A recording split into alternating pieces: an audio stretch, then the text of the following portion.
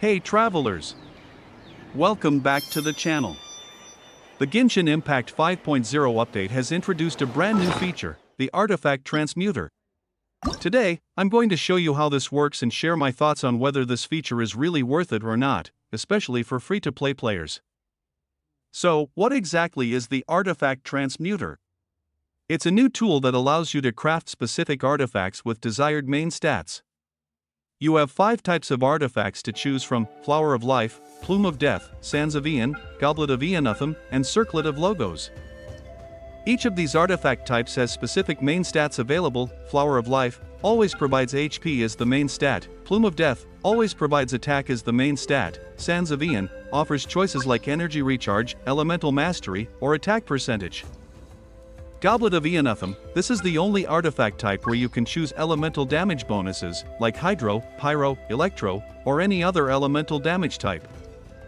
Circlet of Logos offers stats such as crit rate, crit damage, or healing bonus. Depending on your character build, you select the artifact and its main stat to optimize your performance. And choose 2 minor affixes based on your preferences, like crit damage and crit rate, or any other stats you need. To craft these artifacts, you need something called Scantifying Elixirs. Each Scantifying Elixir requires 100 points. Now, how do you get these points? By sacrificing artifacts. Here's the breakdown. A max level artifact, level 20, gives you 30 points. To reach 100 points, you could either use 4 level 20 artifacts or another combination that totals up to 100 points. So, to get just one Scantifying Elixir, you might need to sacrifice quite a few artifacts. If you're relying on max level artifacts for the points, you'll need to sacrifice at least 4 to get enough points for a single Scantifying Elixir.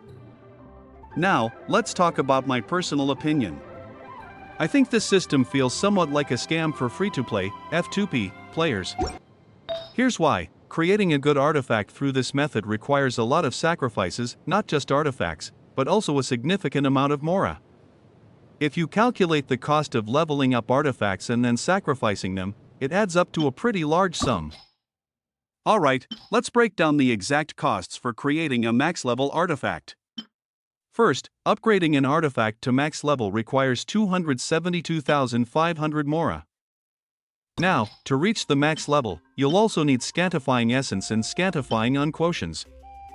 For example, to craft 3 max level artifacts, you need 13 4-star Scantifying Essences and 57 3-star Scantifying Unquotions for each artifact. So, for 3 artifacts, you'll need 39 4-star Scantifying Essences and 171 3-star Scantifying Unquotions. To calculate the Mora needed, 3 max-level artifacts cost 272,500 Mora each, which totals to around 817,500 Mora. Additionally, to achieve the 100 points needed for a single Scantifying Elixir, you'd need to use extra resources. After crafting 3 max-level artifacts, you still need additional 10 points. This would involve more 4-star Scantifying Essences and Scantifying Unquotions to reach that extra 10 points and craft 1 new 0-level artifact.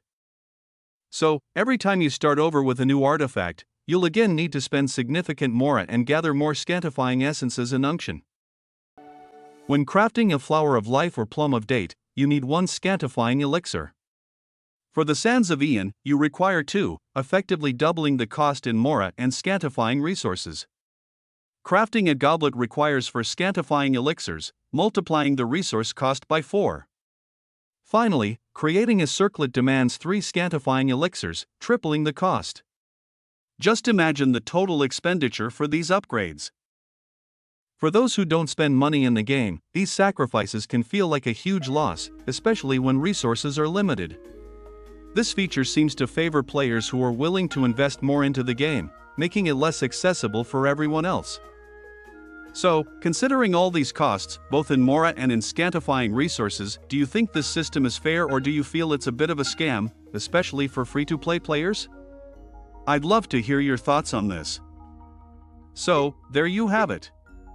The Artifact Transmuter could be a helpful tool, but it's essential to weigh the costs before diving in. Let me know your thoughts in the comments below. Is this feature a hit or a miss for you? Thanks for tuning in.